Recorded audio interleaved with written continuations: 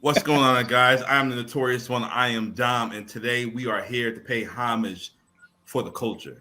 Usually, I acknowledge the tribal chief, but nah, it's Black History Month, and I wanted to do it the right way, talking about the culture. I got my friends. I got Strat Facts John.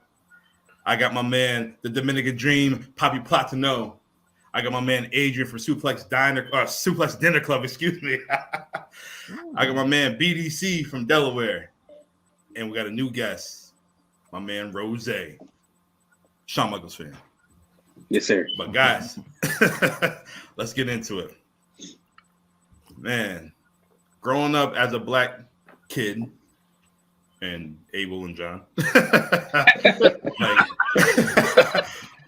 who were your favorite black wrestlers growing up? John. Start with John. Let John kick it off. Got me. Well, I've revealed my history on previous editions of the It Doesn't Matter podcast, and just from there you can trace who was around in that period of time, and his name will come up a lot from my perspective. But the top black athletes in wrestling growing up for me was the Pearl River powerhouse, Ahmed Johnson.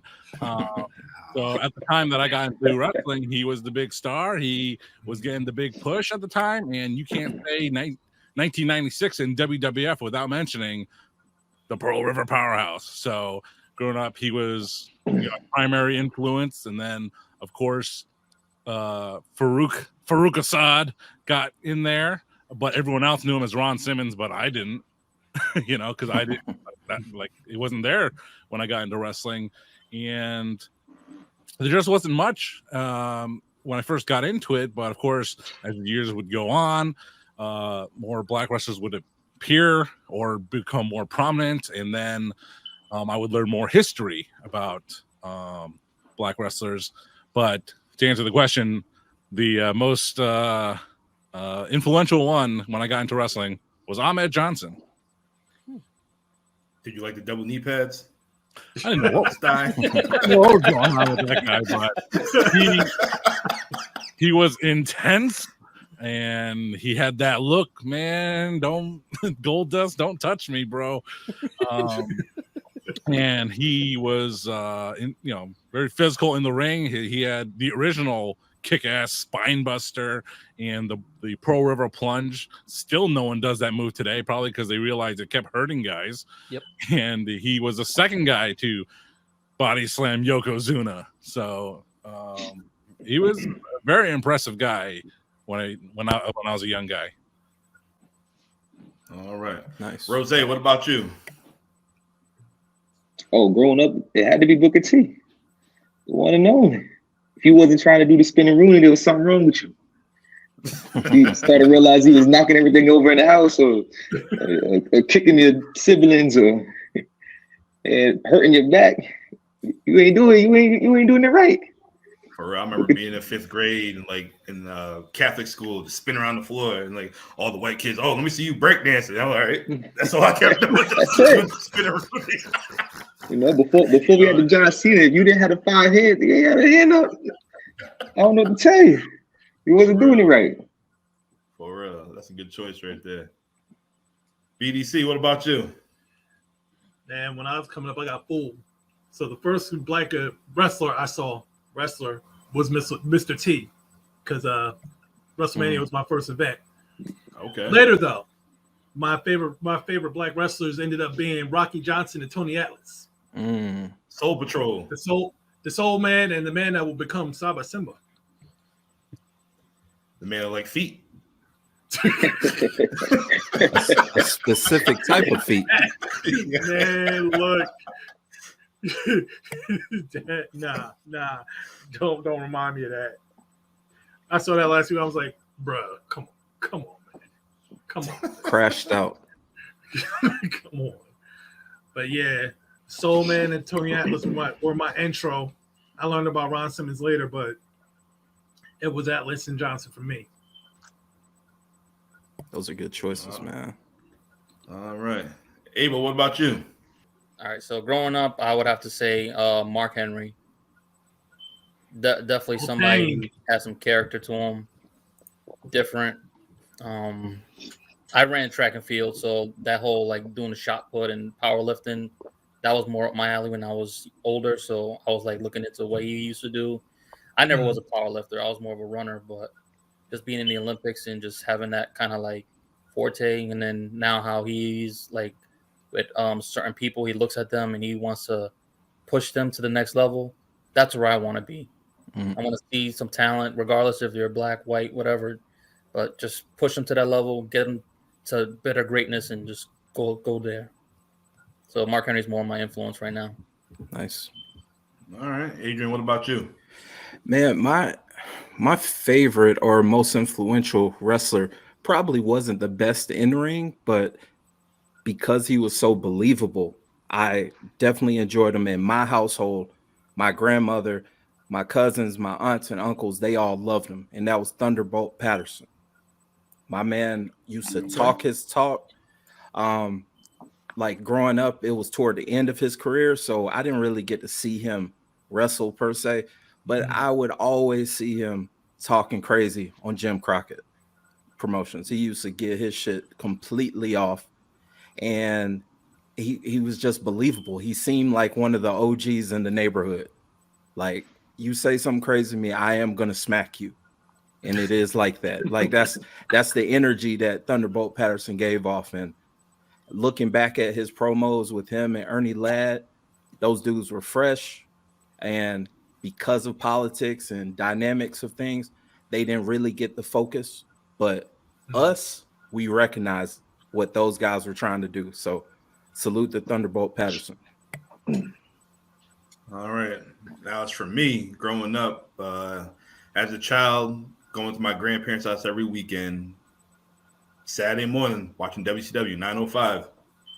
And, you know, I seen Ron Simmons. Ron Simmons, he was a manly man. Man had the Jerry curl, and he would whoop your ass. And he would lay it into you just like that. And that was my guy. That was my guy at the time. And then it developed into The Rock.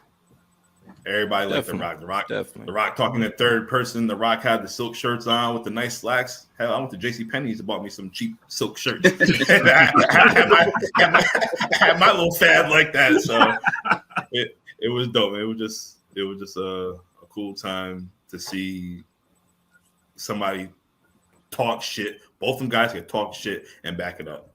Yep. So definitely. Yeah, that was it for me.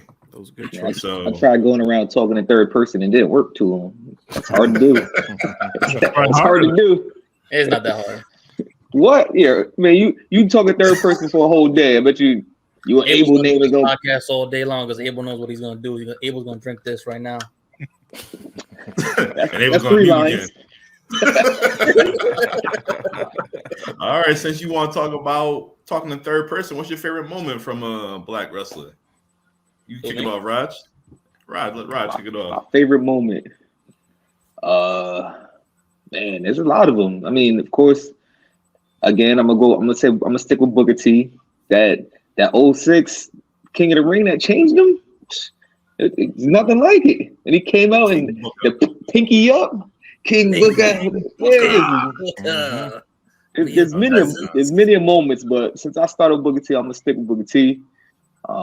And again, like you were saying, believing that the Harlem Heat was really from where they was, but just believing as a little kid, like growing up in that type of environment anyway, and believing in the Harlem Heat, thinking they really gonna go in there and put some work into somebody. Yo, they did it. They powerhouse. Some badasses with some nasal strips. That was cool back then. They want to get contested in the ring. You know what I'm saying? For real. But it was that, man. That 06 King of the Ring. Once that flipped, man, brought him to a whole nother level. Yeah.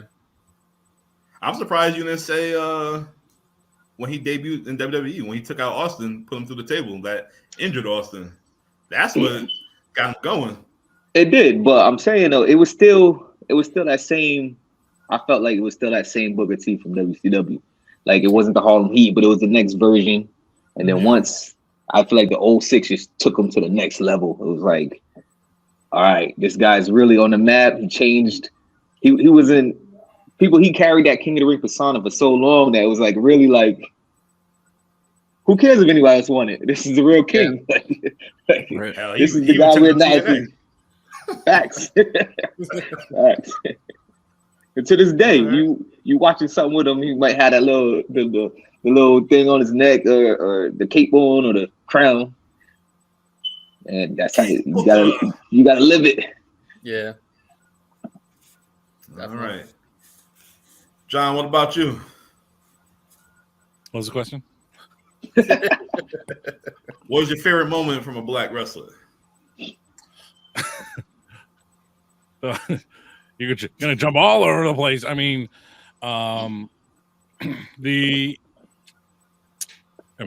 greatest black wrestler moment, and my pick for greatest WrestleMania moment is Kofi Mania. Yes. It's that goes above any other. Been a lot of WrestleManias, of course, and there's lots of great things that have happened there at that event every year throughout the years. But I'll put that at the top because I've watched that match a lot. I've watched Kofi and Bryan. I mean, Bryan, if someone asks me who my favorite wrestler is, I say Bryan Danielson. I mean, he used to be Chris Benoit.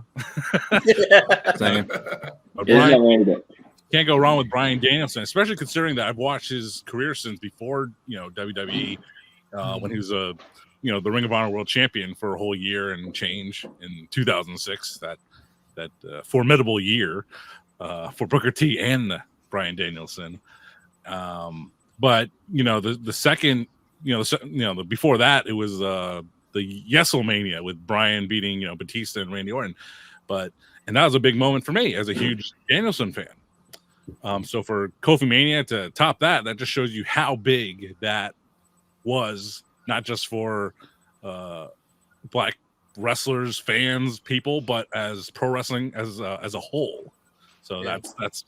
that was the best moment that I can think of.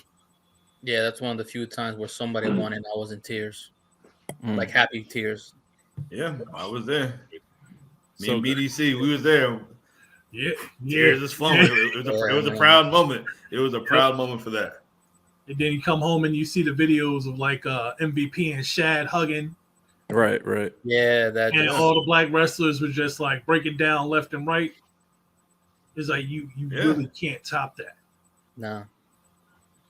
Yeah, still did it thinking at about it. WrestleMania. It's getting to me right now. Like, damn, man, that dude busted his ass all these years. Finally, get that recognition. Took him 11 years to do it. Yep. He did it. And especially when Xavier Woods was over there and he was breaking down crying as he was whipping the belt out after they threw away Daniel Bryan's belt. It was just like you could just feel all that. It's just like, yeah. Like it was just outstanding. Yeah. Definitely. It was a good time. And that's one of my moments too. But another similar moment is when Ron Simmons beat Vader for that title. Because that was the first time that it happened. And then Vader ran the road and Ron Simmons hit him with that body slam, the 1, 2, 3. And you see that black kid in the front row jumping and legs flying up and down. Like, yeah, granted, I might have been like 4 years old, but just seeing that always stuck with me. Like, all right, that's pretty cool that, we're the face of the company now. Yep. Yeah. So, yeah, it just showed that we can do what they do, basically. Yeah. Definitely. Yeah, Adrian, what about you, man? 7 words. Hulk Hogan, we're coming for you, nigga. The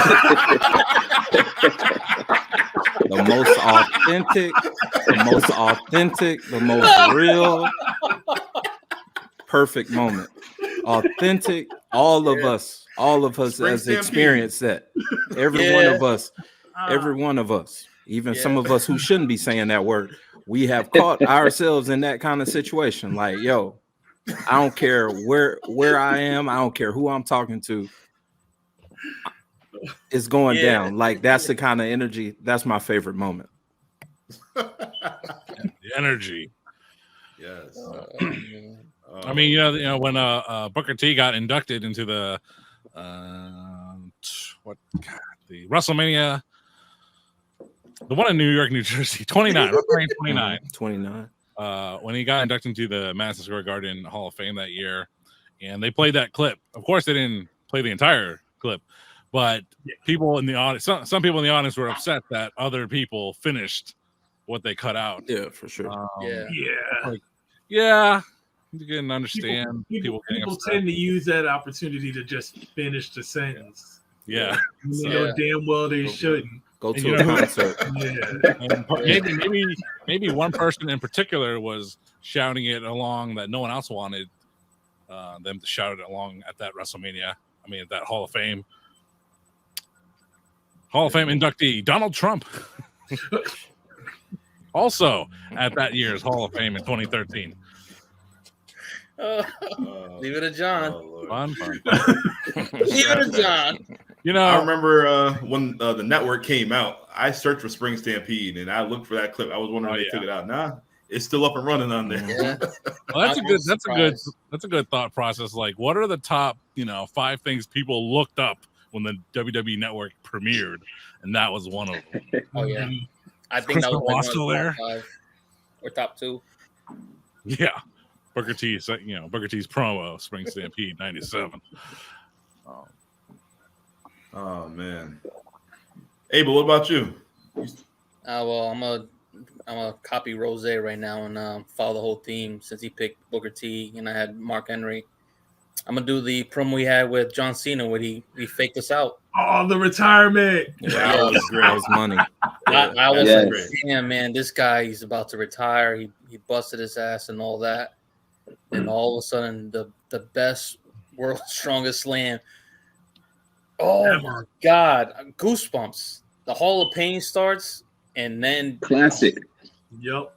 Yeah, that right there is a hell of a moment. That should have kicked off a moment. That should have kicked off a run for Mark. Oh yeah. They killed it at the next pay-per-view. I want to say Cena submitted him or something. I was just like, what the fuck, man? Yeah, what was that about? Yeah, it was a beautiful moment. My man, he's already emotional, so it's just straight believable. My man, he laid it all out. That was it. Oof. Yeah, man. BDC, what about you, man? Yeah, so because I can't go with Kofi because you already said it. Could. I'm gonna go a little lower down the scale. I'm gonna call it the night that a black man ruled TNA. It was Turning Point 2004, the night Eli Skipper danced across the steel cage into the Hurricane Rana. That, every step he took, I saw him falling and breaking his neck. Yeah. Right. But he managed to make it at least 3 sides before he hit that. That's and hit crazy. it like a champ. I was like, what? I mean, Don West, I thought his voice was gonna explode. They're like, you gotta be kidding! I'm like, I do.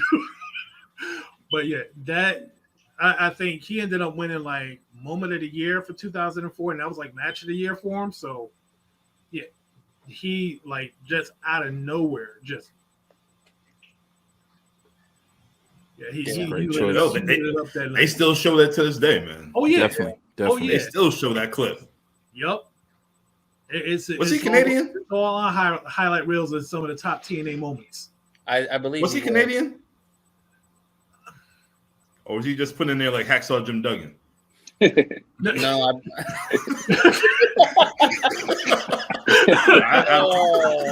I forgot about that. Well, you know what? Hacksaw went over because the WCW's terrible. No, because the states didn't want to take care of his medical bills, so he went to Canada. So that's why he became was that really storyline?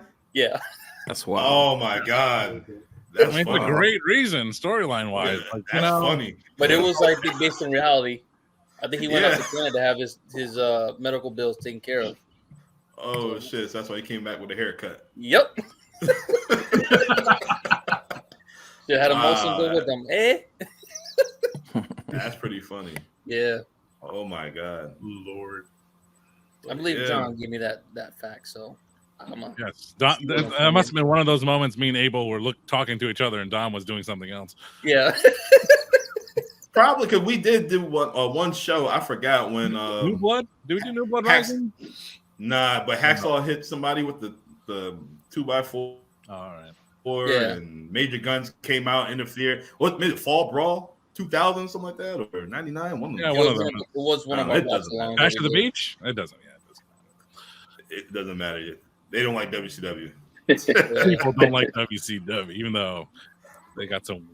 They have a great talking points in WCW pay-per-view shows. They did. Facts. All right, guys, let's kick it off with the women. Let's show them some love now. I'm gonna kick it off. I'm gonna have to say, I love my Bianca and I love Jade, but y'all forgot about Miss Jackie. Oh, She a Hall of I ain't Famer. forget. I ain't Thank forget. Yo, we ain't talking about her on the shoulders and chocolate titties popping out, but she could throw down. Hey, St. Valentine's Day is coming up, so. Oh, Exactly. But yo, Miss Jackie could throw down. I just feel that she was just in the wrong era at the wrong time. That was it. Yes. Like, if she was in today's era, it'd be perfect. She's one that I would definitely co-sign for. I kind Go of ahead. hated that they pushed Sable so hard, and they pushed her at the detriment of Jackie, because Jackie looked 10 times better than her. But anyway, Jackie could actually wrestle too. yeah, that too. And it was like they pushed Sable to the moon, and Jackie, who had really earned it, was getting kind of cast aside. Well, like they said, Bruce or somebody said that Vince had his type: tall, blonde, and skinny. Mm-hmm. That's why Charlotte's getting all that love: tall, blonde, and skinny. And that chick with the lawsuit. Jane Blonde, your brunette. 39. Brunette after they took a dump on her. Anyways. Whoa. Man, that's shit. Yep. Right. Oh man. But Abel, since you talking, who you got for a female? I'm gonna go with Jazz. Old school. Good call. Yep. Jazz did not get ECW. the love that she really should have gotten. I know, like in recent times, I think with NWA they put the belt on her, and she had like a decent run for about I didn't follow about a year or so maybe. Mm-hmm. And from I guess she was a parole officer at the time too. For her to deal with guys that are just knuckleheads, or God forbid, or maybe they just fell in the wrong place at the wrong time, or did something stupid, and to do that and then get back into wrestling was just as bad, if not worse, because the cutthroatness in business and how everybody is, and to still be a talent that's worth to watch. Jazz deserves a lot more love than we've been giving her. Yep. She should be in the Hall, in my opinion. She will be. She Agreed. definitely will be. John, wasn't she in a triple threat WrestleMania 18? And she retained the title, right? When Triple H runs out of female wrestlers to put in the Hall of Fame, that's when Jazz will get there. Oh man. But I mean, I wasn't familiar with Jazz at all because I wasn't an ECW person. But when seeing some clips of her in ECW, she was trying to be, at that time, very feminine. She's trying to be more feminine. And when she went to WWE, she went more butch. But they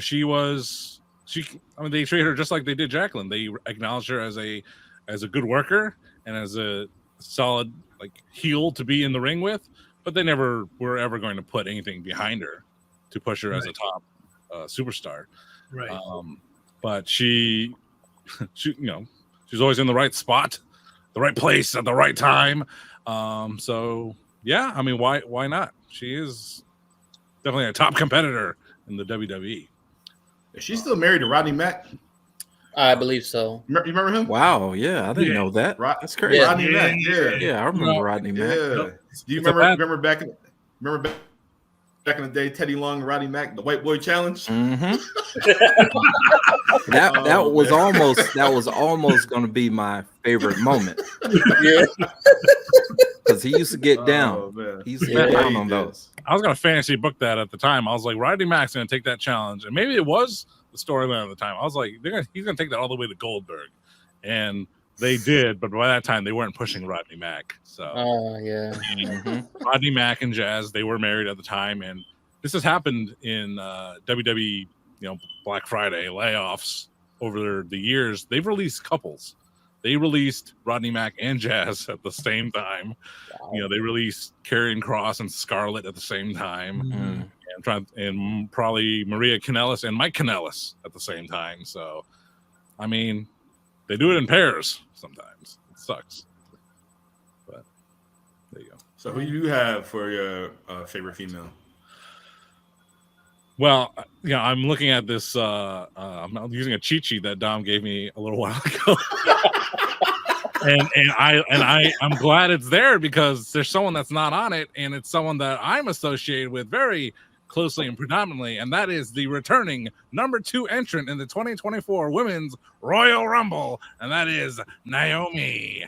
I like Naomi, of course. I mean, I have her T-shirt. I got the feel, the glow, and sometimes when you're with your friends, you gotta just pick someone sometimes, and maybe you really like them, maybe you don't. But I really do like Naomi, and I thought that gimmick was fire. I'm like, they can take this. They take this feel the glow gimmick to WrestleMania. How awesome would that look at WrestleMania?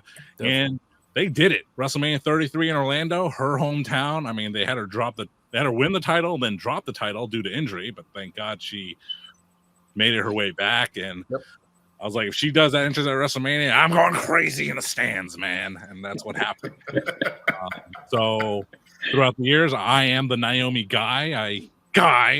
I even met her at work in a work capacity. She did her first Make-A-Wish Foundation, Make-A-Wish for a sick kid at Mohegan Sun. And of course, you got to be professional. You don't say anything. You just do your job. But if I ever meet her in person, I'm like, hey, Naomi, do you remember your first Make-A-Wish event? She's like, yeah, of course. I was the guy that put the microphone on your ear.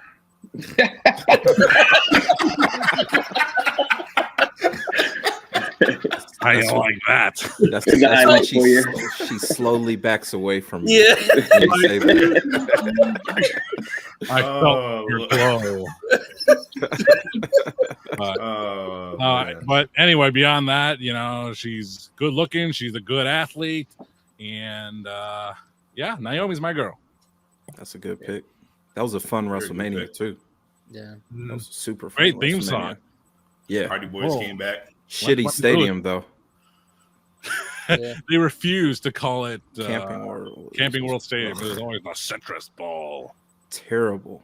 The Toilet Bowl, Janet.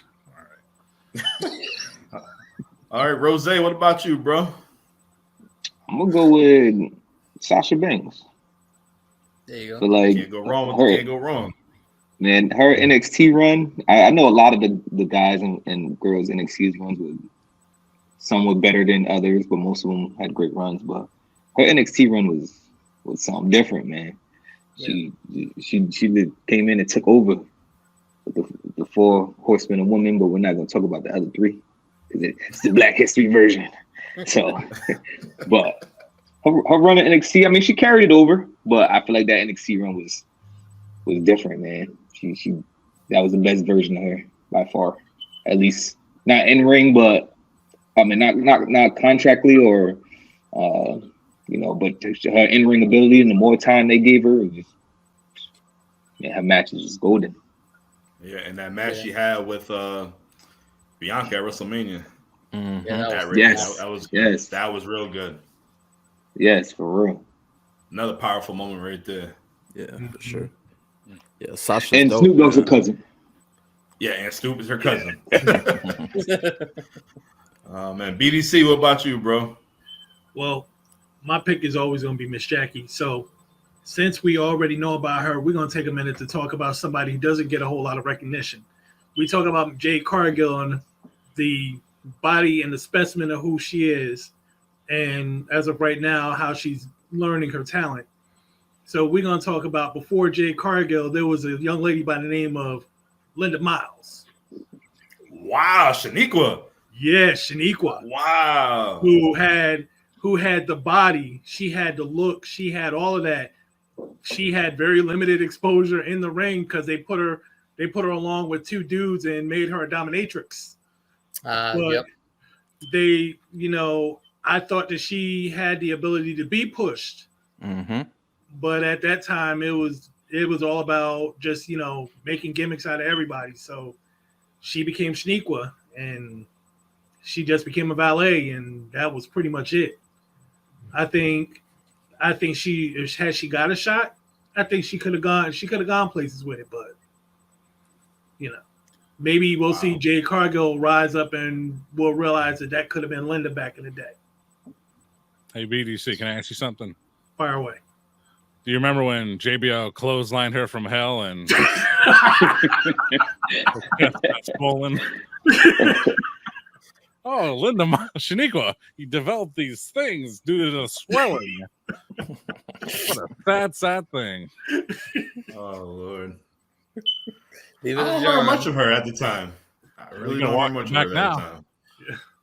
She looked the part. She absolutely looked the part. I mean, I'm just gonna. I don't really know. I'm just going to guess using the best guess I can. It's either it's got to be the 2004 No Way Out pay-per-view February, or the 2003 one. I think that's the only.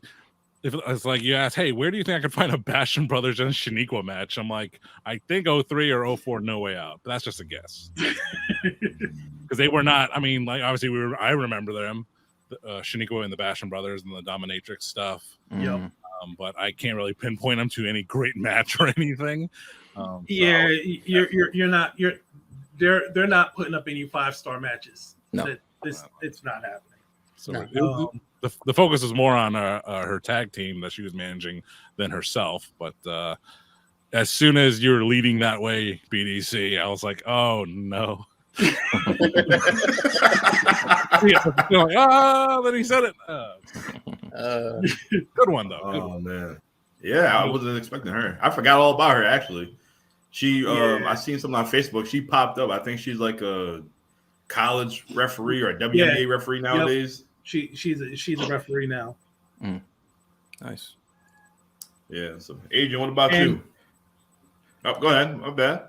And to your credit, John, it was indeed No Way Out 2004. Nice. And you know what we're talking about in February? No Way Out 2004. We're talking about that show this year too. All right. There.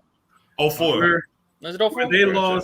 They lost a handicap match to Rikishi and Scotty 2 Hotty. Oh my goodness. Huh, I wonder if she made it to WrestleMania 20.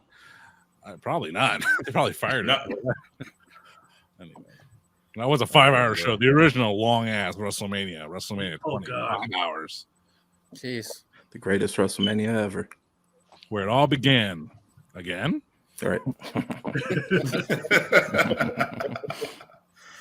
All right. Adrian, what about you? I'm going to shout out Awesome Kong, man. Awesome Kong was always one of my favorite wrestlers. She looked the part. She was intimidating. She's a good worker. Even as of recently, unfortunately, she didn't really get to do much in AEW, but the potential was there for her to do something. Yep. So shout out to her. Also, she did a great job in that series Glow. Oh, yes. Yeah. She did. She killed it on there. So she showed range. That character she had. The welfare queen. Right. Yeah. Really? Yeah. Really? Yeah. 80. I mean, yeah. Nah, but disrespect. Yeah, Awesome Kong was always one of my favorites. So I want to shout out her for sure. I'm surprised you didn't mention her, Abel. I wanted to give you a curveball. Or maybe every time you think I got the answers, I change the questions. All right, well, I'm changing the question right now, but I'm gonna ask you the question. The future is now. The future is bright. Who do you see in the world of professional wrestling right now that could be that guy or gal to be your next Rock or who? I want to say that kind of goes to what I want to say. Like, who's your Mount Rushmore? But I don't know who you consider the best black athlete of all time. So basically, who's gonna be that guy or who's gonna be that gal? Who's your future? Who, me? Yeah, for you. The future would for black wrestling right now would have to be Jade for the females, and for the men, you'll be shocked. Trick Williams. I got Trick. Good call. I got Trick up too. Trick is reminding me of Booker T coming up in WCW, where that slow grind, you don't see it coming. He had his tag team run for a little bit. He breaks away. He finally gets that one or two matches where he's right there, and now the crowd the other day, I was like, Yeah. He is Hello. over. I went to NXT Deadline, and when his theme song went off, the place went nuts, man.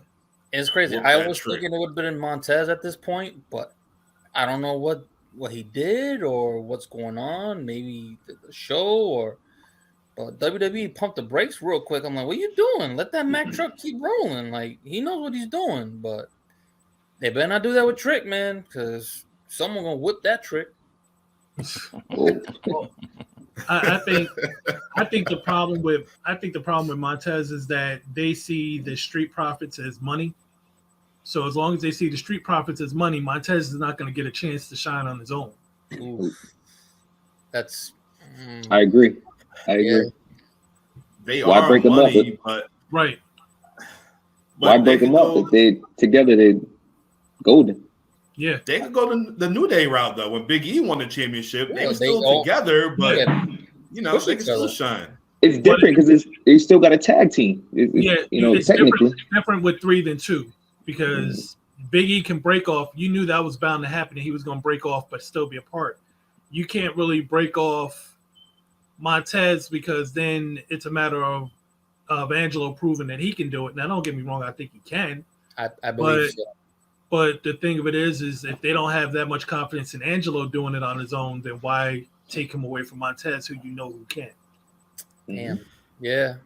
Angelo can't really talk like that. That's one of his main issues right there. I don't know. You'd be surprised. I mean, I'd argue that Angelo Dawkins can talk better than Montez. Yeah, I can say that. Yeah. Maybe you haven't seen it yet, but just something about him, man. Just I don't know. I see something that we're not seeing, but I mean, he's gonna show it. Dawkins could go the way of Tucker. Remember him? Heavy Machinery. Tez is Otis. Well, I think Dawkins got a natural edge to him. It's just he's got to be able to show it. I don't see the singles competitor. I think is they haven't given him the opportunity to show that edge and to show that he can go singles and produce for them. But I give him a month. Give him a month run and show you what he's got. Well, maybe being part of the Pride will help him. Not after what happened with AOP. Yeah, Man, they've been getting the brakes beat off of them, man. Facts. Week after week, bro. Week after week. We won't even get started on that. What's with Paul Ellering in the one white glove? The hell? He's on his Michael Jackson flow. That's all. Without the glitter.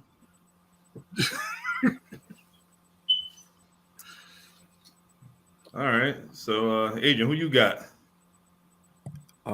Man, I was gonna say Trick Williams, so let me go ahead and say the easy, obvious answer of Jade Cargill. I'm gonna go ahead and take that. She looks $1 million, and she's in the right situation now. She has the right people in her ear. She has the talent. She seems to have the drive, and the people want to see her succeed. So I'm optimistic that Triple H does the right thing with her in the sense of not rushing her out, because she's still got things to learn. Yep. But all the talent is there. It's no need to rush her. Fortunately, you have one of the best rosters in company history at this point. No point whatsoever should you be rushing out Jade Cargill for any match just for her to get exposed and therein dragged by wrestling fans, because you know people are waiting. People are waiting for her to screw up just so they could say, see, she shouldn't. I mean, she didn't belong at AEW anyway, or any of that craziness. So I'm hoping that they continue to do the right thing. Rumble was made me more optimistic about their direction with her. Yep. I agree. All right. You know, I kind of want to see. At first, I want to see her and Bianca at WrestleMania, which it's too soon. It's too soon. Yeah, you need to build it up. So I kind of want to see them to become a tag team and run the damn division. Yeah. I kind of want to see that, and then build it to WrestleMania 41. Yeah, but there's only one. Where there's like a jealousy right there. Yeah. It's a perfect opportunity. They could do that. Perfect opportunity. No need to hot shot book that. Nope. I mean, you got 2 stars. You got 2 stars. Let the people wait. If the people want it, you let them wait. That's an old rule in pro wrestling. If the people are hot for it, let them wait. Hey, it's like food in the crock pot. Keep it on low. Yeah. You remember how they made us wait for Daniel Bryan? WrestleMania? Yeah. Yeah, they made us wait every month. Everybody was getting mad about that shit. Hell yeah. Thank you, Punk. But you know, this dude, he wins the title. Orton cashes in on him, and just keep on going. One big cycle. Yep. He faced Bray Wyatt in a steel cage match at the Royal Rumble, I want to say. Yep. He didn't make it in the Royal Rumble match. I think that was a Raw, actually, bro. No, it was Raw. Yeah.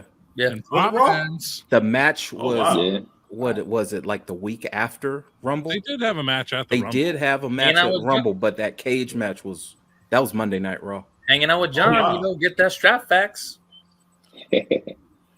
One of the worst Daniel Bryan action figures is the one him wearing a jumpsuit. Oh yeah. That was horrible. But yeah, they made us wait, and we got what we wanted. That's another topic for another time. But they fell into that one. There was no plans or designs for Daniel Bryan to be for WrestleMania to happen. None at all. They just fell into it. Thank you, CM Punk. Thank you, Batista. Thank you, fans hating on Batista winning the Rumble instead of Roman Reigns that year. Imagine that. So it just came together like that. But it wasn't. They didn't book it that way. They fell into it. Yeah, I think to a degree they're doing that with Cody right now. Has finished the story. Yeah. Now this dude done won 2 Rumbles in a row. Got beat by Roman last year. If they decide they want to have Roman take the record for the longest streak in modern history, he's going to get beat again. And then we're going to have to see what happens after that. Unless they really consider giving him a shot at Seth Rollins, which I don't understand because that title has no lineage. But it doesn't. We'll see. Yeah, they got to shoot their title. Mm-hmm. It's the working man's title. That's your daddy's title. Well, someone had to create it. Like it's your daddy's title, except it wasn't around when your daddy was wrestling. I'd rather get the one that my dad never got a chance to get. Or not the one that didn't exist. Right. I don't know. Right. Finish the story, goddammit. I'm tired of this. Yeah, for real. It's a long book. Facts. Choose your own Finish adventure. It in 2K. Finish it in 2K. That's all. Raj, who you got? Wait, what's the question? The future is now. Who's the future? There's been a lot of Trick Williams talk, been a lot of Jade Cargill talks. The future. It's still Bianca. Bianca's still the future.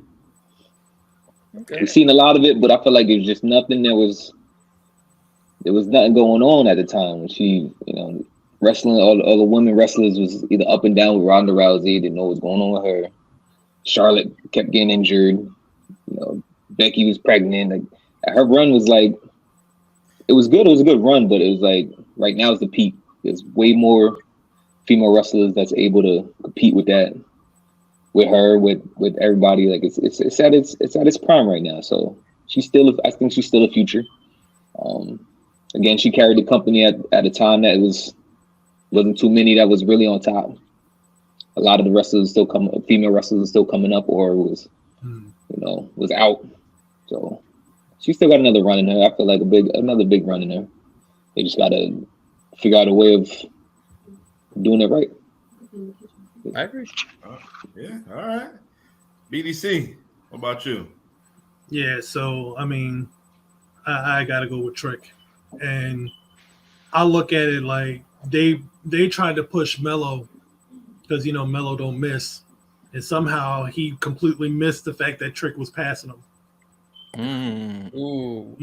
That's a bar. Because Trick, I mean, Trick is legitimately just like he done built up with no help from anybody. They haven't been pushing Trick at all. Hell They've no. been He's just pushing in the background the whole time. Mello this, Mello that. It's him.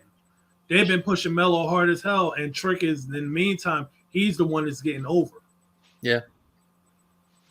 So I mean, right now, this current storyline right now is a storyline that's been drug out like 6 months about who attacked them, and they still trying to say it's Mello after 6 months. They're literally just dragging it along to kind of keep Mello in the picture with that. Mello should have been at SmackDown by now, but he's still on NXT. Why is that? Makes sense. Yeah. Because the guys running the show did not believe in him. Bro, they still like the bigger wrestlers. Even though it's a Triple H taking over, you can still see it. They like the bigger wrestlers.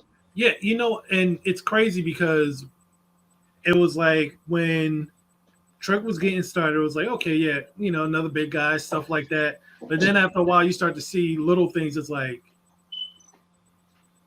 he's starting to get over like Dream did a couple of years ago when Dream Over was huge. Yeah, he was. And there was things that he wasn't even trying to do. It was just happening. Yeah. So that's kind of where Trick is now. Now, don't get me wrong. Booker T singing to a song, it certainly helps. Oh, yeah. I hyped it up. Yeah. What? But I like it. Yeah, so it's like, but he's legit, and he's showing it, and fans are catching on to it. And now it's like it's almost to a point where it's like they really can't afford to mess this up. It's like a one-shot deal. Either you're gonna ride him out or you're gonna bury him at this point. Yeah, I agree. Yep. John, what about you? Well, let's turn the page, turn the promotion for just a little bit, if you will. The man of the future, the man of the hour, the tower of power, Powerhouse Hobbs. He is the future. I really do like Powerhouse Hobbs a lot. And I just, with the recent passing of Ice Train, Powerhouse Hobbs physically, the look kind of looks like Ice Train, and I never got it as a kid why Ice Train didn't get a push, and that's actually a note I had for this show tonight was to mention why didn't Ice Train get any love from anyone? He was. I mean, he debuted as a part of Fire and Ice when I started watching wrestling, but he was in WCW before that. And he went to Germany and he wrestled around there and he came back to WCW for a spell or two. But anyway, but I like Powerhouse Hobbs a lot. And in the AEW Fight Forever game, I made a little bit of a point in saying, if you're playing a video game for the very first time, it could be a wrestling game, like Street Fighter, Mortal Kombat, or something. You're gonna pick two fighters for some reason. Maybe it's random. Maybe you're just like, I know this guy's name, or this one's more famous. And the first match I played when I opened AEW Fight Forever was playing as Powerhouse Hobbs versus Sting. So something in the back of my head said, I'm gonna play Powerhouse Hobbs, and of course I love the Stinger. So nice. But that's my choice for the future of black superstars in pro wrestling, Powerhouse Hobbs. Dom? Well, for me, it's been Trick, it's been Jade, but it's also one other guy who's over, and when he does win the AEW title, I hope he comes back to WWE because Triple H could push him to the moon. And He that's didn't my do it man. before. He still has somebody behind the scenes that's not there right now, but that's Swerve. Oh, Shane Swerve yeah. Strickland. I'm mad. I was thinking that while we were talking too. He got over it organically, man. Yeah. Yeah. Another guy. He is so hot right now, too, man. Just, oh my God. I just hope AEW push him to the moon and They will. don't look back. Like, don't mess this one up. You Like, can't. I'm rooting for you, AEW. Like seriously, like this dude with Prince Nana, the man who I didn't want his autograph back in the day. We are autograph because I'm in WWE. Crow. We are eating crow right now. Yeah, seriously. How the tables have turned. Yo, there's one random Ring of Honor show. He's like, "You want my autograph?" I'm like, "Nah, I'm all set." He's like, "I'm on WWE." I'm like, "Yeah." So, but now look at him. Prince Nana doing the damn thing, and Swerve is just straight over. And then the first time I seen Swerve in action, it was in WrestleMania weekend in New Orleans, and when he came out to the All Night Long theme song, and he engaged to the crowd. The crowd had him over his wrestling abilities. He's good. He is good. You know, he reminds Hell, me. I love to see Trick and Swerve in the ring against each other. You know how much he That who he should reminds be me dope. of, but you'll never figure it out because he doesn't have the comedy relief. R-Truth. He's golden. Yo, R-Truth. R-Truth is golden, man. Cool match. If you look back from when he had the NWA title, you put him in any match, and R-Truth was the man. Mm-hmm. And looking at Swerve right now, he doesn't need that comedy relief bullshit. But you put him in GCW, all these other indies where you're like, what the hell is he doing over here? And he just puts in work and just A1, man. So yeah, that's the one comparison I can have, just because body of work, ability to work with anybody, and just morph into whatever he needs to be for that time, for that show, whatever it is. That's that dude. So yeah, Entertainer. yes, he entertainer. Mm-hmm. Or truth, entertainer. So that right there. If I started promotion today, I'd sign R-Truth. I would sign R-Truth, and I'd sign Swerve right now too. Yeah. I got issues with Swerve, but I feel him. I mean, I feel people enjoying him. I'm not a fan of the person, but the performer, I respect it for sure. All right. and as far as Truth, I mean, Truth got people calling one man two different names. Tom and Nick. No, he's the only person that can get away with that. Only person that can Our get away Truth with is golden, man. He's a diamond in the rough. I'm telling you. Definitely. I mean, Little Jimmy.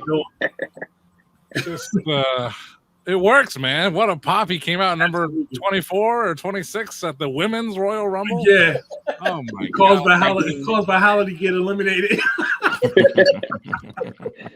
Was it another Royal Rumble? He brought up the ladder and tried to start climbing up the. The Money in the Bank. It's like you can say R-Truth. It's like, come on, man, that's corny. If you read it, if you read it, and it's like, that's corny. That's like, man, experience R-Truth. He's someone to experience. But as for Swerve Strickland, yeah, I forgot about that guy, but he's been around a long time, and I was never a fan of his. I don't get it. I really don't get it. So he's one of those guys in AEW where seeing his body of work there, it's kind of like, all right, you won me over, man. Like you're great, and it's like you should be getting pushed. And at that time, he got a little bit of one, then they put him away for a little while. Now he's back, and now he's getting the push, and hopefully it sustains. And we'll see what happens with Hangman and Samoa Joe. But man, he's it right now. Yeah. He is it. Yeah. He got that edge. He got that dog in him. Oh. All right, guys. Final topic of the night. Mount Rushmore. Who is your Mount Rushmore of black wrestlers? I'll kick it off. So, like I said, when I was a child and I seen this man win the title, Ron Simmons. Ron Simmons had a major impact in me being a wrestling fan, because after Ron Simmons became Farouk, and when he was in a Nation of Domination at that time, that opened your eyes. Like I said, me being going to a Catholic school, I could relate. Like, all right, like I'm surrounded with all these white dudes. I'm also hearing all the stuff in the news and whatnot, but then you hear about like Nation of Islam and Farrakhan, all stuff like that, and everything else going on in the world. And like he was just like I'm not gonna say a bitter black man, but he was just telling like it is. Yep. And he was just a great wrestler. And then for him to evolve after that to acolyte to the APA, and then how he could just do what we do, just sit there, play cards, talk shit, and fight and drink beer. That's the life right there. That's like every that's like every man's dream right there. So I got Farouk on mine, Ron Simmons, and I got the most electrifying man in all entertainment. Even though he really claims his Samoan side, but your daddy black, everybody know that. Yeah. So, but he's definitely up there. And his name, the next guy's name, then popped up, tonight a lot of times. Booker T. I was a big Booker T guy. WCW. I was a big Harlem Heat guy. And my fourth, this dude, he's a great wrestler. He's still active and he dominated in TNA as well. I'm gonna have to go with Lashley. Ooh, yep. Nice. Yeah, that's what I'm gonna have to say. Lashley's the truth. I wish he had more. That rivalry he had with Drew for the title, Lashley was amazing. I wish he had tapped out Brock Lesnar. Yes. That pisses me off to this day. He had him, and yet the WWE did not give us what we really wanted. How are you going to have 3 matches, and they all suck? Seriously. But I like my man Big E says, big meaty man slapping meat. I like them dudes that's going at it. I like that. Like I like a physical fight. I like that shit. Wait a minute. Yeah, don't hold nothing back. All right, Vince, calm down. Wait a minute. You want to go in the back room with the Undertaker.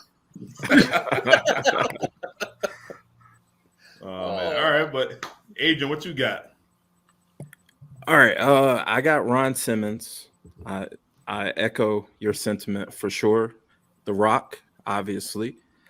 I added Bianca Belair because out of all the black women performers, she has the highest ceiling and she's actually delivering. She's already main evented WrestleMania. That's a huge accomplishment.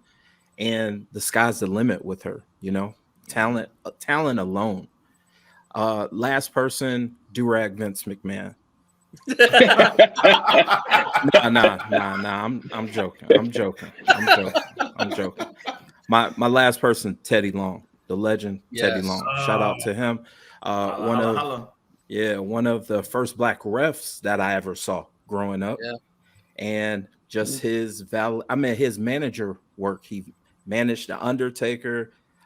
He managed a number of tag teams, and like we mentioned earlier, Rodney Mack, like he's been around, and he's one of the coolest people to ever meet at a WrestleCon or any of those shows. One of the nicest guys. He'll spend the whole day talking to you. He's one of the coolest guys ever. So I got to add Teddy. Nice. Yeah, Abel, who you got? Gotta go with Ron. Obviously, that dude influenced so many black wrestlers. Had mentorship from The Rock, so I got to add The Rock too with all his influence. Especially, the dude is he's got his hand on everything, and it's just turned into gold. So I got to add him. Got to go with Mark Henry, number 3, because he helped the 2 girls that are pretty much in WWE right now. Call them his daughters, Jade Cargill and Bianca. He found them girls, and he's put them in a position to win. So Mark Henry's in there, and for a female, I'm gonna put Jazz. I go with longevity, match wise, being able to work with other females and put on a show. I mean, like I said, she just got done wrestling maybe a few years ago, and she was still putting on a hell of a show. And I just don't want her legacy to be like misguided or not even like forgotten, because she really put on a show for us. And yeah, it's regardless if it's pro wrestling, it is sports entertainment. And anytime I seen Jazz, I just stopped what I was doing and just watched the matches. And I was always entertained. So That's a good list. Yeah, Rozay, what about you? I mean, I'm a marry at 3 with Farouk or Ron Simmons, Rock, and Booker T, of course, probably one of my favorites. But I'm gonna stick with Bianca Belair. I mean, I'm sorry, with Sasha Banks, because with Bianca they highlighted WrestleMania as the first Black women to do it. But Sasha carried it. She carried it for a while. You know what I'm saying? When that black female wrestler was gone for the most part, Sasha carried it, man. She brought it back and she made it look good about it. But I mean, you can't go wrong with Rock, Farouk, and Booker T, man. It was, of course, it's a preference, or you might want to add somebody different just because they're pretty common. But man, they left their mark on WWE, WWF. Definitely. That's unprecedented, man. Some of them, The Rock became the biggest thing since sliced bread. Farouk said all about this, broke all the rules, did it all, laid the line down for everybody else. Yeah. And it's King Booker. King Booker. One and only, but yeah, I'm gonna go with those 4, man. I mean, there's so many others you could put up there from preference to just career highlights, but if I can add a 5th, I'm gonna just say the Junkyard Dog because I like this. I'm surprised nobody mentioned him tonight. I'm very surprised nobody mentioned him. Baby. Junkyard Dog. It's hard to put in Junkyard because I didn't watch him growing up. I think he came in the WWE after his like best runs in Memphis. So like if you go back, I don't even know where the tapes are at for Junkyard, but he had Hogan like runs down south. I really wish I could like watch more stuff like that. It's unparalleled what he could have done. But I guess by the time Vince got him, he was like, I got my guy. Fuck this guy. He had intimidating features, man. You coming out and ring that big old chain rope around your neck. I'll wrestle him. Barking at me. What's going on here? Yeah, but his weight was going up too, so that was an issue for his downfall. So. Oh, absolutely. That dude oversold everything. Every time somebody hit him, he just went stiff. Yes. Killed him. Oh man, yes. John, he had a match in WCW. Who did he go against? Vader or something like that? I don't remember. I think it was like in '92. I remember Sting in his corner or something like that. It was a wild match. It was just weird to see him. Like he was just like big pot belly, old version of himself. It wasn't the same. It was just crazy. Like he wasn't thumping or jiving or nothing like that. It was just a complete different version of himself at the time. And it just sucked. Like from watching his down south stuff to his King Harley race days and all that stuff like that. Like it was like a complete shell of himself. That's something to say. Well, like Dave Chappelle said, cocaine's a hell of a drug. Was he on the whole different time period? Yeah, it was. Yeah. Oh yeah, it was. Yeah, Dark Side of the Ring. Yeah, sad. It's a whole different time period. I'm glad I never got into that shit. Still time. Never too late. Don't give up. Never give up. Lord. You can do it. I got connections in Miami. I thought that was powdered sugar. Oh Lord. All right, BDC, what about you? All right. I'm going strictly from historical context. So Ron Simmons, first Black NWA champ. Kofi Kingston, first Black WWE champ. Bianca and Sasha Banks, first Black women that headlined on WrestleMania. Yeah, man, you can't go wrong. Damn. Yeah, everything that we said on our list, like our Mount Rushmore, you can't go wrong because they all did something that's gonna be, monumental in life, and you're gonna, remember that shit. Yep. I agree. John? Well, I'm glad Dom just said that because I'm going to mess it all up right now for you. Because how can we forget about Soul Train Jones? Oh shit! I know you was gonna bring that up. Oh, I mean, it's amazing how much we left out, how much we did not acknowledge a lot of Black superstars. But when we started the show, I already wrote my Mount Rushmore down. I started to write it down, and we've been doing the show for about an hour now, and I keep looking at it, and it really hasn't changed much, even after listening to all you guys. There are some similarities here, but let's go down the list here, and I'll give you reasons why, hopefully.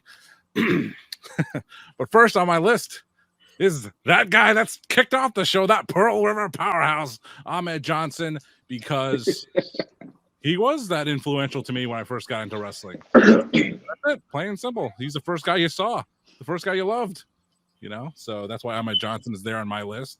Next up is Booker T, in the same manner, but just in WCW, and following his career, he's just a tag. I mean, he was already in WCW in a tag team for a couple of years, but when I saw him, he was still part of that tag team, and he started that singles run, and maybe you saw it on Instagram or not, but he had a singles match against the Macho Man, like a real one, and it's like, what? When did that happen? But of course, he'd have a real, like some of the guys won the WCW world title later, and it's like it really wasn't the WCW world title. And take that, Cody Rhodes. But Booker T was a real WCW champion, and he went to WWE. He had a long, great career there. Should have won the title at WrestleMania 19, didn't? Yes. But anyway, Booker T, he's already on your list, so enough said, right? And as well as the third one is Ron Simmons. He's kind of a little bit before my time, but he's also at the time I started watching wrestling also. And just like Dom said, from being a big influence in the early 90s all the way to transforming his character toward the early 2000s, and still being a relevant, impactful character on WWE. And damn. And number four is Bianca Belair. Even though I am the Naomi guy, I am also a huge Bianca Belair fan, and I will defend her to no end to anyone that doesn't like her. I'm like, well, you cannot deny, if you don't like her look, her gimmick, her personality, the way she talks, you will not deny her athletic ability in the ring. She is the best female wrestler in the company.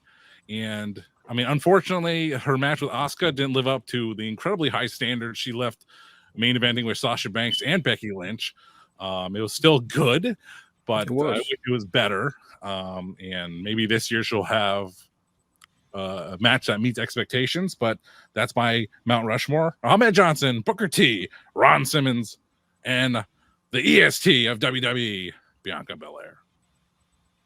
Nice. Can't go wrong. That's a perfect list, like you said. Yeah. All these women and guys, they did the damn thing, and it's great wrestling. Great people. Can't go wrong with them. Well, Ahmed Johnson's a piece of shit, but you can't go wrong. But any final thoughts, guys? Like anything you want to mention? Any moments or any wrestlers you want to see get pushed into the future? Well, I think I'm going to take a moment to announce another Mount Rushmore. This is the Mount Rushmore of jobbers. What I call the put me over. Soul Train Jones. Soul Train. So on that list is Special Delivery Jones. Was he a jobber? WrestleMania legend. SD Jones, like, Yeah. Yeah. He used to get his can kicked often. You know, you have Alicia Fox. Yep. Oh, Alicia Fox. Call me a Foxy baby. You had Bad News Brown. Before my time. Shout Yeah, out. Legend. that dude Him came and out with Pet a Rat. black glove. He had a And a black Pet glove Rat. on, and just came out. He looked like he literally just like left the motel somewhere, Mhm. and then he talked tough, and then he get his can kicked in the ring. Even though he's probably the toughest guy on that roster. And Hell yeah. that's the crazy part, because it's like you wouldn't want to fight him on the street. Mm. He would literally whoop your ass, but in the ring, he put people over left and right. That sucks. Yep. Like I don't know what it was about him that they didn't like, but Yep. Yep. I didn't want to say it. Man, we podding, man. We We know. podding, bro. We know. We podding. Let's keep We it a know. buck. We know. knew what time it was. Are you trying to hide your face or something? And even though the fourth guy, when his career started, he was kind of a guy that was making some waves and getting some victories towards the end of his career. He started to become a jobber, and that's my boy Coco Beware. Ooh. Legend. Man. Yeah. Because Yeah. he when he started out, he was unique. He had a gimmick. He had his bird. Mhm. And he was out there. He was scoring W's. Then he ended up tagging with Owen Hart for a while. Yeah. And then after that, he just started getting L's left and right. Never understood. I was like, well, he used to be a popular guy. He used to be a star at some point, and then all of a sudden the L's just started coming. So It's that backstage drama. Yeah. If yeah, you don't kiss the ring. Another legit tough guy back Yeah. there. yep, Yes. I've heard stories. He's not to be fucked with. no, not at all. Don't fuck with the bird. No, I don't know if anyone's seen it. Like also on Instagram, it's like someone put a highlight reel of Coco Beware's devastating finishing maneuver. I didn't even know he had one. Yeah, I didn't know either until I saw it the other day. I'm like, holy shit. It looked like What was the implant DDT, but it looked more like a brain buster. Yeah. Mhm. Real brain buster from the 80s. And like, the 80s ring. Donk, donk, donk. Oh man, it was brutal. It's like, Ooh. where was this Coco Beware? Ew. Holy smokes. Thanks, They Vince. Yeah. Yeah, thanks, Vince. I had this one moment that crossed my mind. It's a significant moment, not like one of the best moments, but this dude, he worked his ass off. He worked his ass off so much that the fans said, please sign Cedric Alexander, and Triple H gave him the acknowledgement. Yes. At the Cruiserweight Classic. He had a hell of a match Mm-hmm. with Kota Ibushi in the second round of the Cruiserweight Classic. Cedric Alexander. Like, I wish they did more with that man. Yeah. It's Yeah. another lost in the sauce, man. I mean, you say a lot about AEW having too many guys in their talent pool, but WWE's in the same boat, man. They have a lot of guys. They don't use that rotation like they should be. I really don't know where they could have gone with him. Maybe Mike-wise, he probably doesn't have it. I mean, you have all these promo classes. You can develop this guy, but come on now. I mean, you had an entire show essentially dedicated to the cruiserweight division. Yep. And Unfortunately, we know how Vince feels about cruiserweights. yeah, you could have really used that to really showcase the cruiserweights and really blow them up to kind of main event status. I mean, WCW did it with their cruiserweights at one point. I mean, hell, where do you think Eddie Guerrero came from? Yeah. It was a cruiserweight. Yeah. Rey Mysterio, cruiserweight. You got all these guys that were cruiserweights that they developed into like big time stars that you had to take notice when they joined WWE, and you have guys like that in your company, and you just fumbled the bag left and right with them. But do you think Cedric had that kind of charisma like Eddie or Jericho or Mysterio? Because Just watching them back in the day, they just even with the mask, they had charisma. So charisma wise, nah, he's not touching them charisma wise, but talent wise, he had that in spades. Oh, yeah. Athletically, this dude is literally an indie legend. Yeah, for some of the stuff that he's done, So you could have built off of any part of that to make him bigger than you actually did make him. But then again, like you said, Vince is in charge and Indies. And coming from the Indies. And only thing he did was throw him in the Hurt Business, which I love the Hurt Business, but you throw him in the Hurt Business because Lashley's at the head, and pause. I mean, it is what it is. Lashley's at the head. It was successful, don't get me wrong, but Cedric doesn't really get a chance to shine. Neither does Shelton Benjamin. I was about to say that. Because it was all about Lashley and MVP. Yep. You don't really get to shine. Shelton was overlooked like crazy. Right. And then once they separated them, they basically made the two of them a comedy act. Yep. That's what they did. Yeah. Shelton was beyond athletic. Definitely. Yeah. He was one of them guys that should have got one of them better pushes, but he's whatever it was. It's the mic skills, man. He just couldn't cut that promo where you're just like, all right, that's why we need to push Shelton. Should have kept him with Charlie Horse. But that tag team was.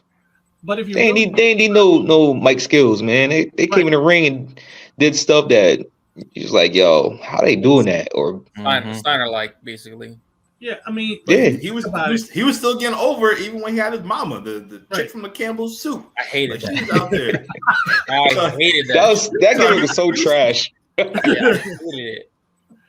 But he was still getting over though. Like he was on TV every week, so he was still getting some time to shine. But Brock Lesnar wasn't charismatic. Brock Lesnar couldn't talk for years. That's it. Yeah, he couldn't talk for years. They threw Paul Heyman on him, and he became gold. It's ways around it. Somewhat talk, but for years, Paul Heyman was doing all this talking for him. Yep. Yeah. You gotta bring managers back. That's what you can't even use that because it's like you could put people on him to talk for him if you really wanted to do that. They didn't want to do that. You can dress them up. You can dress anybody up. Yeah. It's pro wrestling. John? What? What? Wow. Something to add to this list here. Well, as I was writing my notes and writing about all the people that we did not mention, a few people that didn't get mentioned. One was Rich Swann. Everybody remember Rich Swann? Yeah. He's a good dude. Then he had some domestic issues, and there he went. Anyone remember TNA's and Kurt Angle's ex-girlfriend, Raka Khan? Oh Lord, yeah. Oh Lord, yeah. Other honorable mentions, I guess. So Absolute Ricky Stocks. Ah, yes. The Future of Flight Ricochet.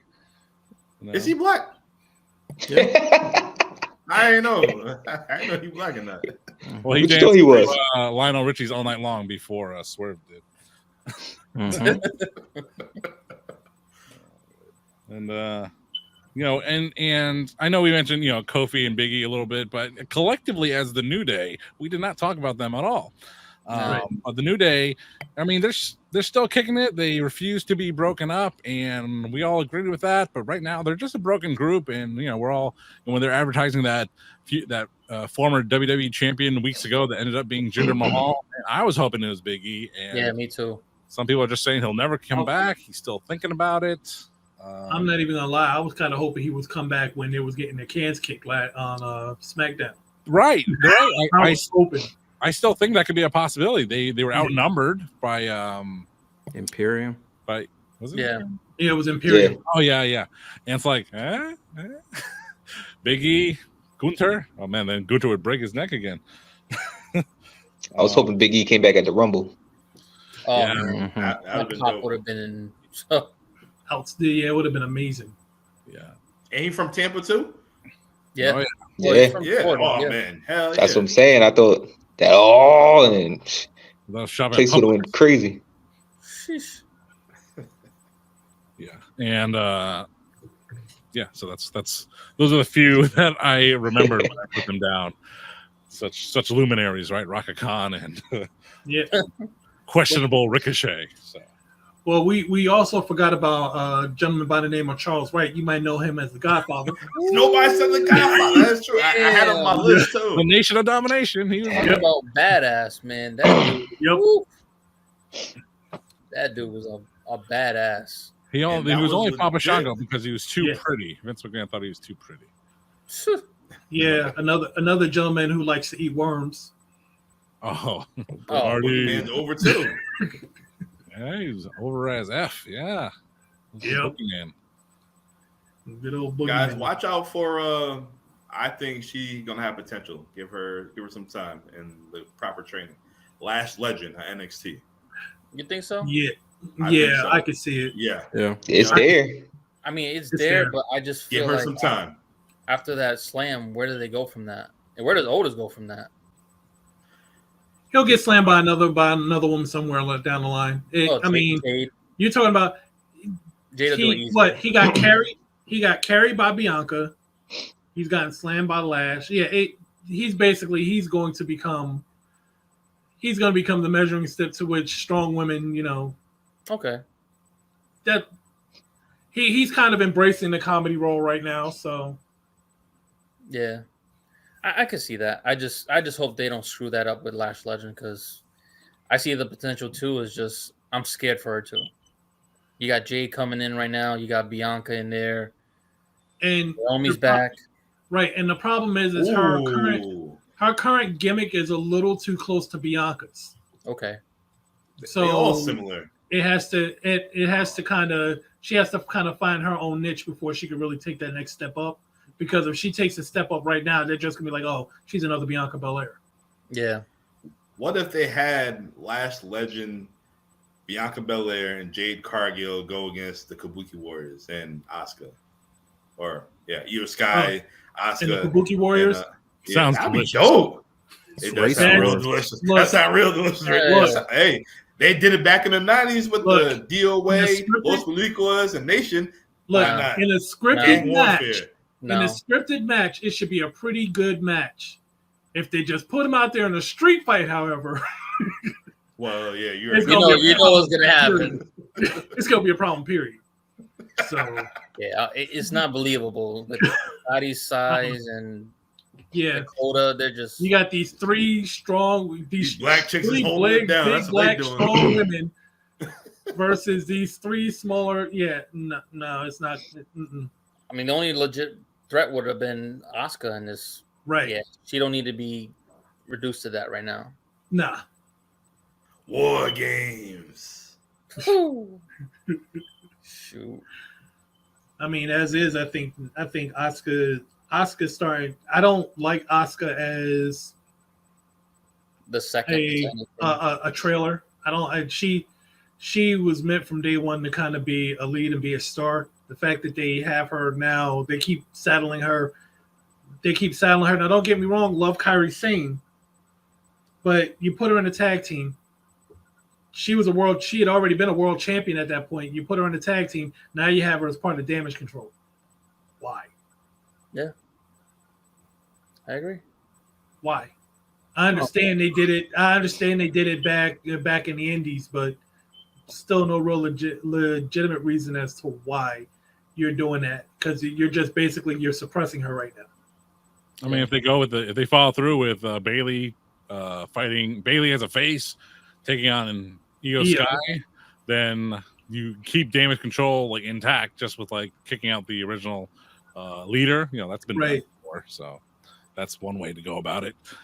They didn't want to just leave, but then it's not like they replaced it. So if Bailey's out, well, you won't. It's not going to be really a replacement. It's going to be more or less. It's just going to be Dakota, Io, and the Kabuki Warriors. yeah. And I mean, and realistically, they don't need any more than that anyway, since it seems like either Dakota can't wrestle or she won't be wrestling. Well, she got her knee brace off, so Yeah. But this So ain't- so legitimately, it's just the three of them anyway wrestling. So Yeah, Kyrie Sane ain't adding much. Hey, She that came insane elbow on a knee is kind of interesting. I'll Or let it happen. whatever it is, just wrap neck, something, whatever it is. An insane elbow is hitting something. That's all I know. But I don't know. Yeah.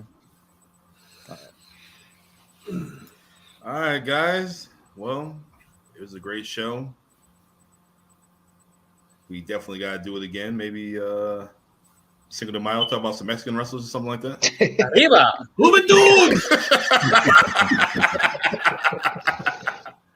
Well, all right, guys. Adrian, plug your pods. Let the people know.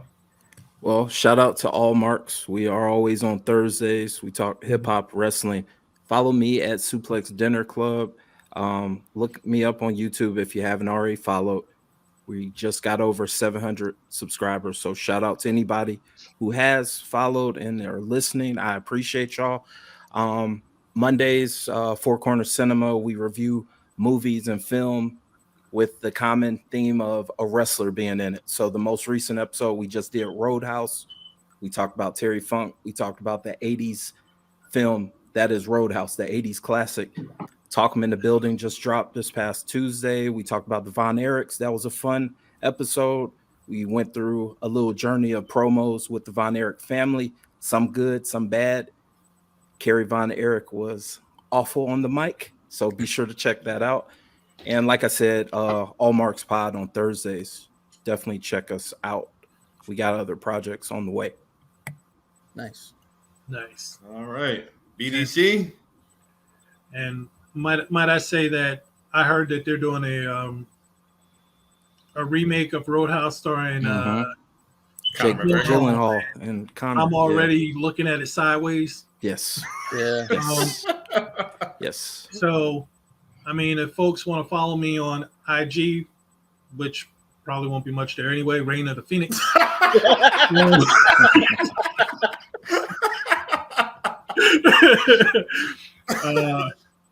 But yeah, you might see some pictures, you might see some content every now and then. But yeah, it ain't much. But if you want it, there you go. But yeah, and I'll be here as long as these dudes around here want me here. So that's pretty much it. Rozay. Don't follow me. I don't care. I'm about to go eat some pizza, man. So, I'm about to go eat some pizza. Roger about to have some cold pizza. He's like, God damn, hurry up. Yo, cold pizza's the best pizza. It is. True. Not refrigerated pizza. It gotta be room temperature. Oh, Man. Just set out pizza. Yes. Just set out for a while. Yes. All right. Nah, I appreciate y'all for having me on. It was fun. No doubt. Besides Abel's mic not working 14 times. Shut up. Nice meeting you guys, the ones I don't know. Dom, you know what it is. That's Anytime it. you need me. That's it. Other All than that- right, guys. Well, I am the notorious one. We have special guest Adrian from Suplex Dinner Club. We got BDC. We got Rozay. We got Dominican Dream, Poppy Platino. We got Strap Facts. And we are out of time. And we will see you next time. Boom.